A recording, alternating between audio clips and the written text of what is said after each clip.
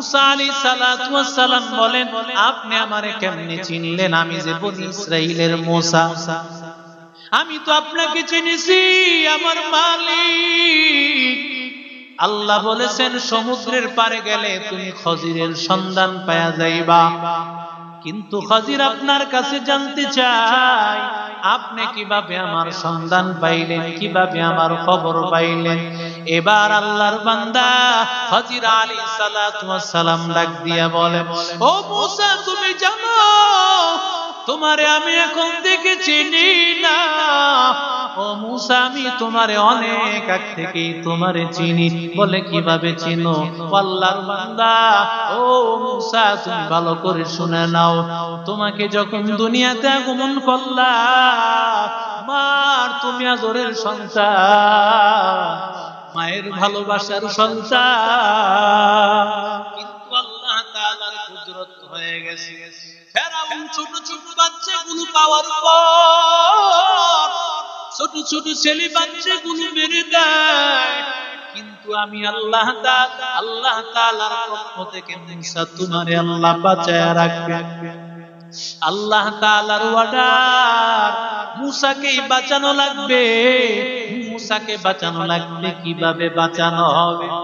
মুসাকে যখন ওর মা সমুদ্রের মধ্যে ছেড়ে দিল, সমুদ্রের মধ্যে ছেড়ে দেওয়ার পর তাকায় দেখেন একজন মা সন্তানকে সমুদ্রে ছেড়ে দিয়েছে। এরে নবীর আশিক উম্মতের দল, সেই মা সন্তানকে ছাড়া একটা সেকেন্ডও থাকতে পারে না। ওই মা সন্তানকে একটা সমুদ্রের মধ্যে বাসায় দিয়েছে, একটা সিন্দুক বানাইয়া। ওই সিন্দুক বানানোর পর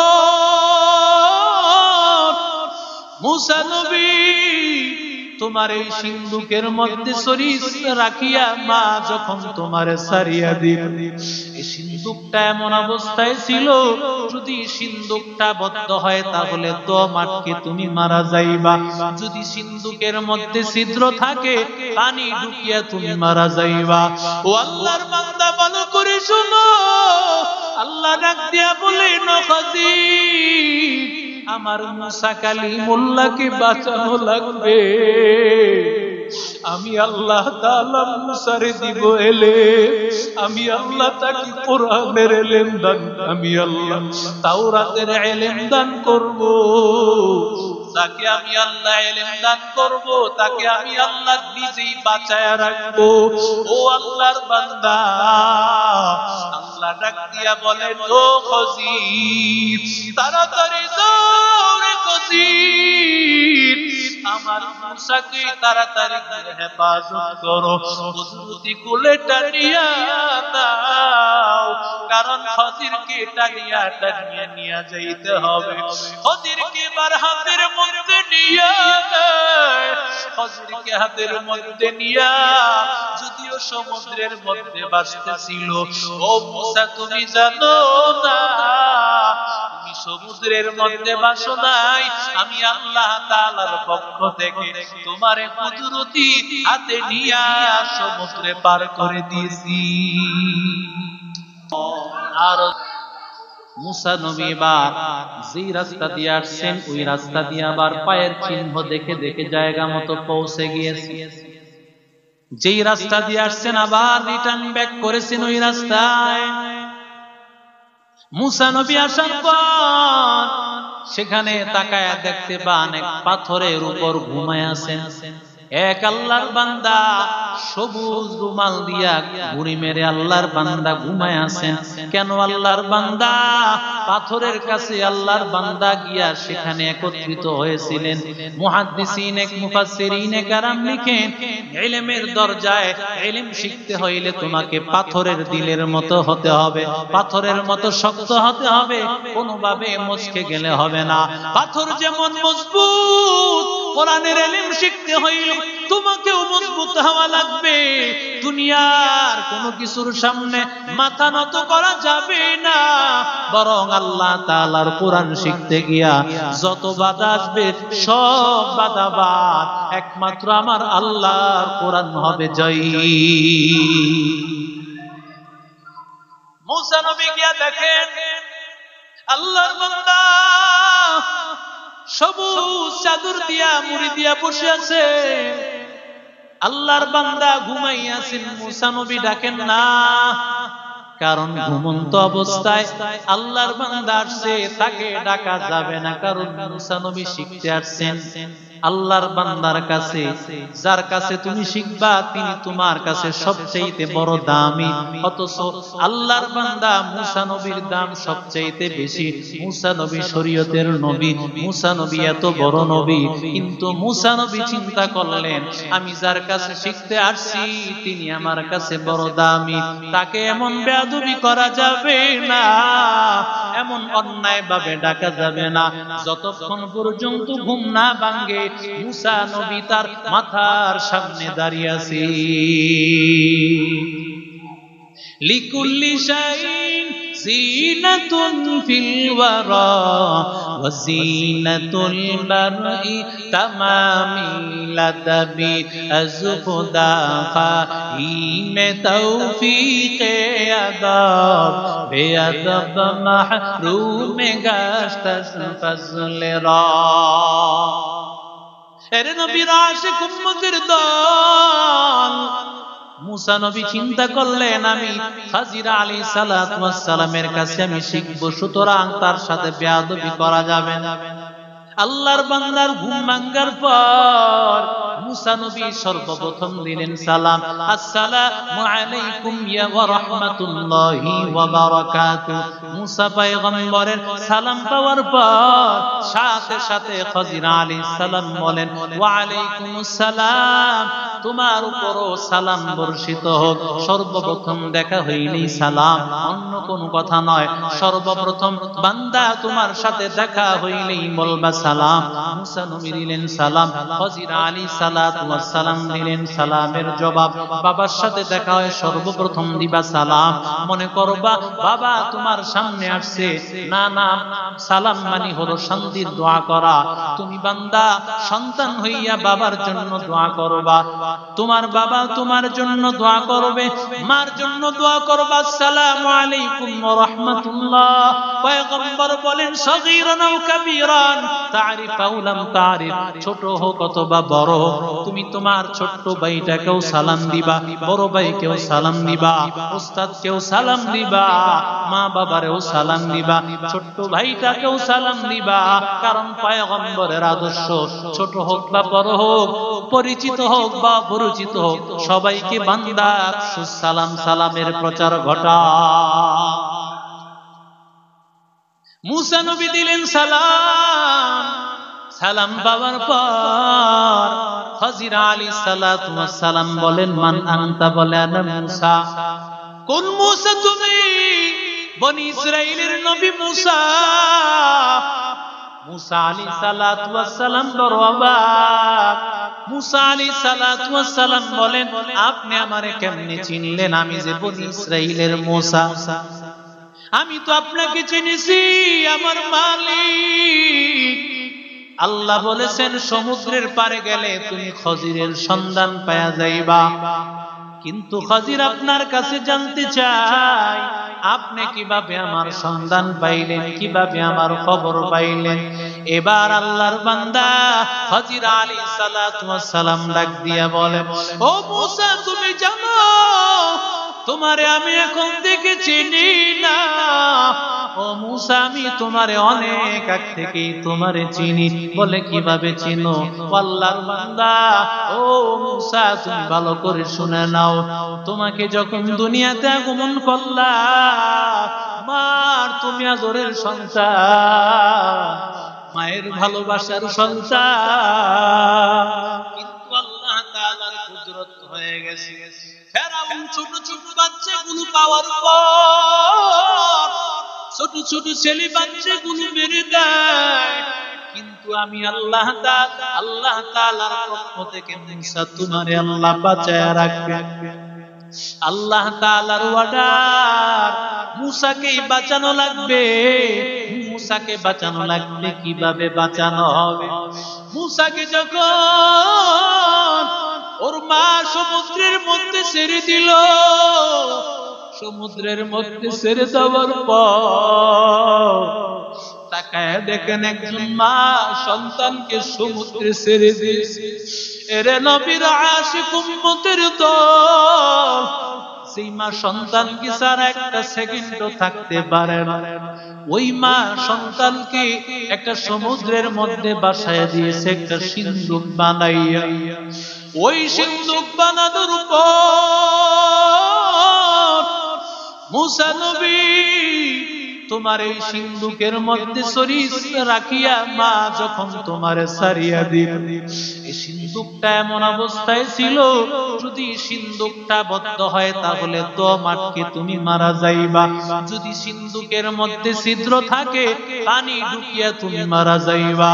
ও আল্লাহর বান্দা ভালো করে শোনো, আল্লাহ ডাক দিয়া বলেন খাজির আমার মুসা কালিমুল্লাহকে বাঁচানো লাগবে। আমি আল্লাহ তাআলা মুসারে দিব এলেম, আমি আল্লাহ তাকে কোরআনের এলেম দান, আমি আল্লাহ তাওরাতের এলেম দান করব। তাকে আমি আল্লাহ এলেম দান করব, তাকে আমি আল্লাহ নিজেই বাঁচায়া রাখবো। ও আল্লাহর বান্দা, আল্লাহ ডাক দিয়া বলেন ও খজির তাড়াতাড়ি যাও রে খজির, আমার মুসাকে তাড়াতাড়ি করে হেফাজত করো, কুদরতি কোলে টানিয়া দাও, কারণ খজিরকে টানিয়া টানিয়া নিয়ে যাইতে হবে। খজিরকে বার হাতের মধ্যে নিয়ে খজিরকে হাতের মধ্যে নিয়া যদিও সমুদ্রের মধ্যে ভাসতেছিল, ও মুসা তুমি জানো না তুমি সমুদ্রের মধ্যে ভাসো নাই, আমি আল্লাহ তাআলার পক্ষ থেকে তোমারে কুদরতি হাতে নিয়া সমুদ্রে পার করে দিয়েছি। আরো জোরে বলে ও মুসা তুমি জানো আমি খাজির তোমাকে এমনি এমনি চিনি না, আরেকটা কারণ আছে, আরেকটা কারণ। যখন তোমাকে সমুদ্রে পার করে দেয়, সমুদ্র পার হওয়ার পর এবার যখন আসিয়া তোমারে কোলে টানিয়া নয়, আসিয়া তোমারে কোলের মধ্যে নিয়েছে, এমন সময় তুমি ফেরাউনের গালের মধ্যে একটা চর লাগায় দাও। ফেরাউনের গালের মধ্যে যখন চর লাগায় দিয়েছে, ফেরাউনের দাড়ি ধরে টান দিয়েছে। ফেরাউন তো এটাই মনে হয় ওই মুসা যে আমারে সাইজ করব, না এরা রাহন দিত না।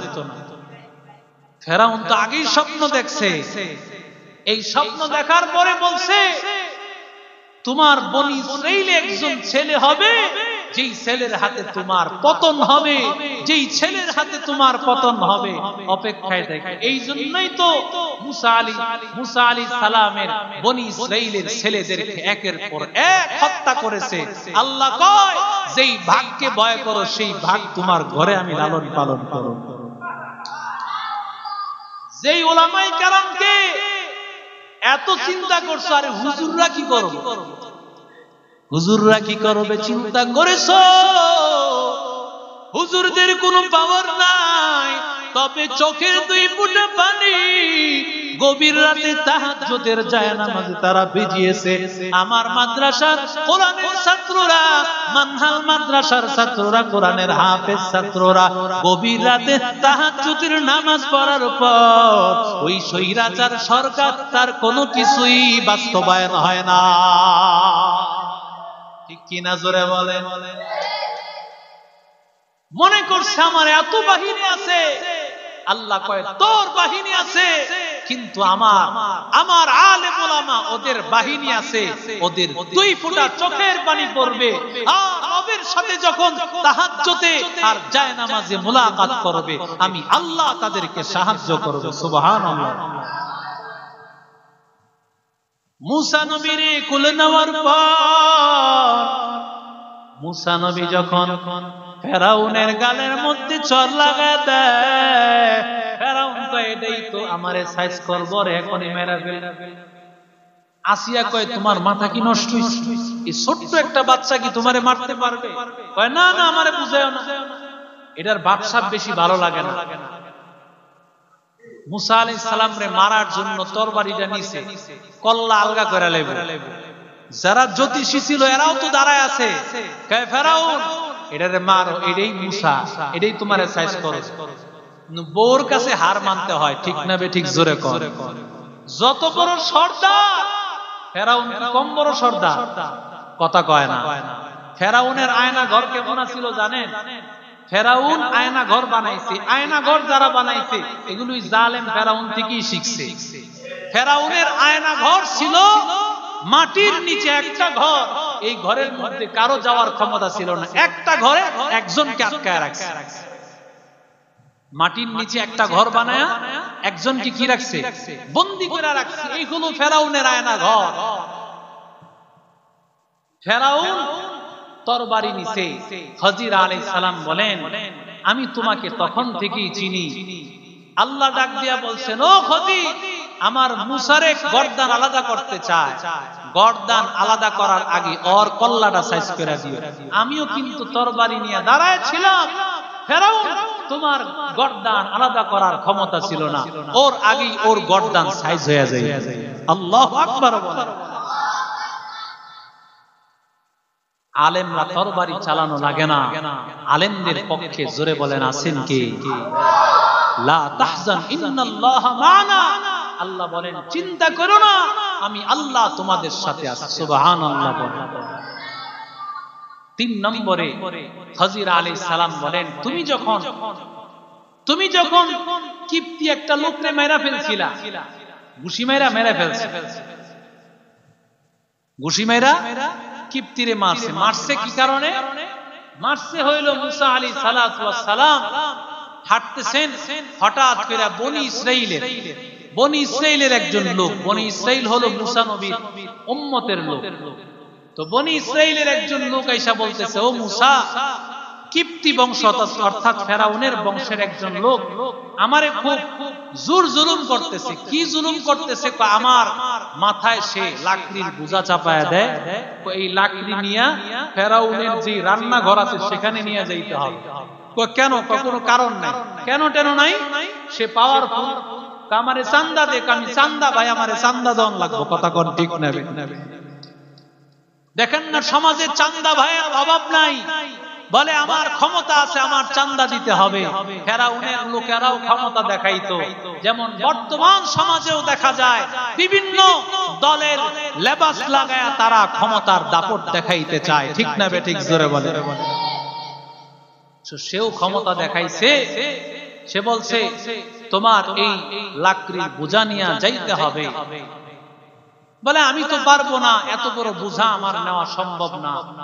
আমি তাকে বুঝাইতেছি, সে কোনোভাবেই মানতে চায় না, আমার উপরে বোঝা চাপায় দেয়। মুসা আলাইহিস সালাম বলেন, এই তুমি তাকে এই কাজ কেন করতেছো? বেশি কথা কয়ো না, তোমার মাথায় আমি এটা উড়াইয়া দিব। ফেরাউনের লোক কয় কি? বেশি কথা কয়ো না, তোমার মাথা উঠাইয়া দিব। মুসা নবী কি নরম নবী না গরম নবী? গরম নবী রে কইছে, দিছে একটা ঘুষি। এক ঘুষি তো কাম কারবার হয়ে গেছে। মুসা নবী এর পরে চলে গেছেন, তিনি এই ফেরাউনের এলাকা ছাইরা তিনি সমুদ্র পার হয়ে যে এলাকায় গেছেন, মাদায়ান নামক এলাকায়, ওয়া ইলা মাদয়ানা আখাহুম শুআইবা, শুআইব আলাইহিস সালাতু ওয়াস সালামের কাছে গেছেন। খজির বলেন, ওই শুআইব আলাইহিস সালামের এলাকায় আমি খজির তোমাকে নিয়ে গেছি। সুবহানাল্লাহ। ইনশাআল্লাহ আগামী সপ্তাহে এখান থেকে ইনশাআল্লাহ আলোচনা হবে। আল্লাহ তাআলা আমাদের সবাইকে ইলমের সাথে আমাদের জীবনটাকে আল্লাহ কবুল করে নেন। জোরে বলেন আমিন।